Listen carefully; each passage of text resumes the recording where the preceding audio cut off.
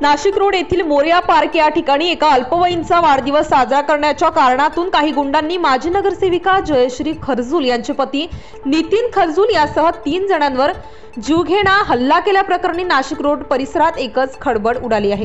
या घटनेची माहिती कळताच नाशिक रोड पोलीस ठाण्याचे वरिष्ठ पोलीस निरीक्षक रामदास शेळके यांच्यासह पोलीस ठाण्याचे अधिकारी व कर्मचारी घटनास्थळावर दाखल झाले।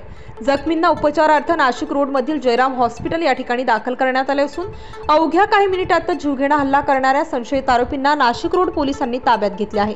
जखमी नितीन खरजूल हे माजी नगरसेविका जयश्री खरजूल यांचे पती असून बांधकाम व्यावसायिक किरण खरजूल हे देखील या हल्ल्यात गंभीर जखमी झाले आहेत। या घटनेची माहिती कळताच जयराम हॉस्पिटल बाहेर एकच गर्दी जमली होती। घडल्या प्रकाराबाबत घेतली असता वाढदिवस साजरा करत असताना परिसरात उच्छाद मांडत असल्याने नितीन खरजूल व त्यांच्या सहकाऱ्यांनी संबंधितांना समजावण्याचा प्रयत्न केला असता रवींद्र गाढवे व त्याचा भाऊ संदीप गाढवे यासह काही 5 ते 6 अज्ञात संशयितांनी धारदार शस्त्राने संबंधितांवर हल्ला चढवला। यामध्ये खरजूल हे गंभीर जखमी झाले असून त्यांच्यावर नाशिक रोड येथील जयराम हॉस्पिटल येथे उपचार सुरू आहेत।